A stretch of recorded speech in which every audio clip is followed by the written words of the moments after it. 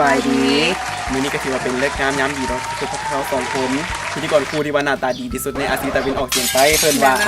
กับข้าพเจ้าบุญมากบุญหล่อคำและข้าพเจ้าปานินสิงห์รอซึ่งว่าพวกเขาสองคนเป็นนักศึกษาจากภาคภาษาต่างประเทศเนาะแต่มื้อนี้พวกเขาจะบ่นำเสนอภาษาต่างประเทศแม่นแล้วเนาะมื้อนี้พวกเราสิมานำเสนอเกี่ยวกับภาษาลาวซึ่งภาษาลาวเป็นภาษาที่สำคัญหลายเนาะเพราะว่าพวกเขาเกิดมาเป็นคนลาวก็ต้องเรียนรู้ภาษาลาวและนำใช้ให้ถูกต้อง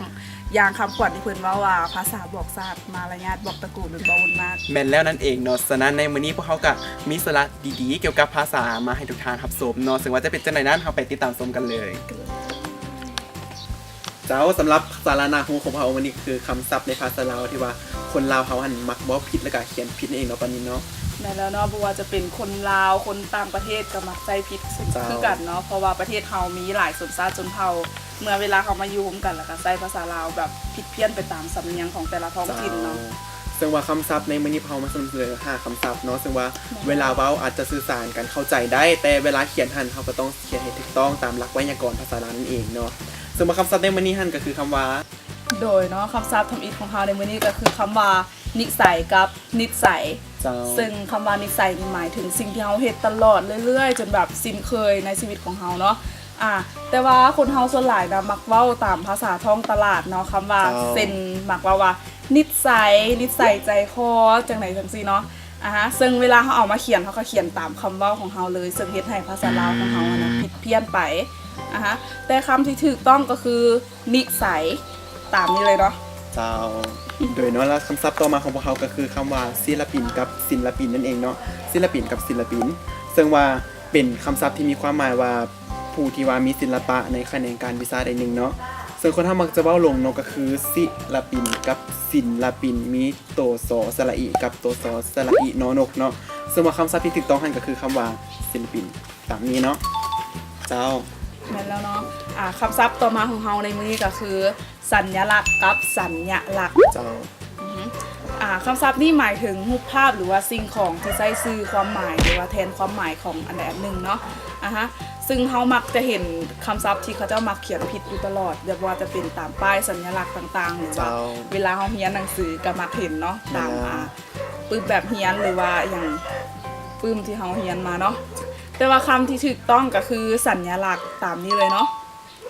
โดยเนาะคำศัพท์ต่อมาของพวกเขาก็คือคำว่าศตวรรษกับศตวรรษเนาะซึ่งมีความหมายก็คือครบรอบ100 ปีเขาจะเรียกว่าศตวรรษ1นั่นเองเนาะซึ่งว่าคำศัพท์ที่ถูกต้องหันก็คือคำว่าศตวรรษ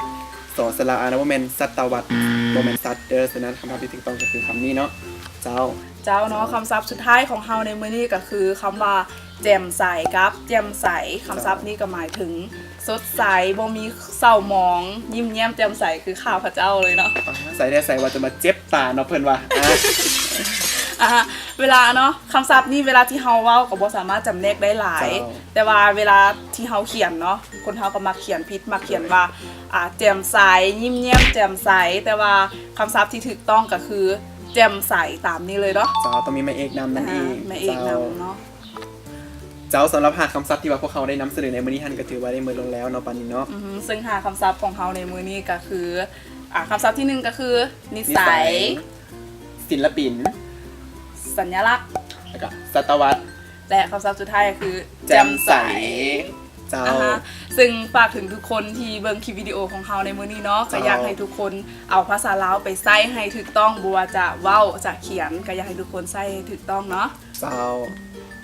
เจ้ามาฮอดตอนนี้รายการของพวกเฮาก็ใกล้จะสิ้นสุดลงแล้วเนาะเจ้าสำหรับ5คำศัพท์ที่ว่าพวกเขาได้นำเสนอไปนั้นก็อยากให้ทุกคนนะครับไปใช้อย่างถูกต้องตามหลักไวยากรณ์และถ้าหากว่าพวกท่านมีคำศัพท์ที่ว่ามักใช้ผิดในชีวิตประจำวันหรือว่าคำศัพท์ใหม่ๆอยากให้ทุกคนได้รู้เนาะก็สามารถคอมเมนต์เนาะที่ด้านล่างของเขาเพื่อพวกเขาจะได้นำมาสนทนาและก็แลกเปลี่ยนกันในคลิปหน้า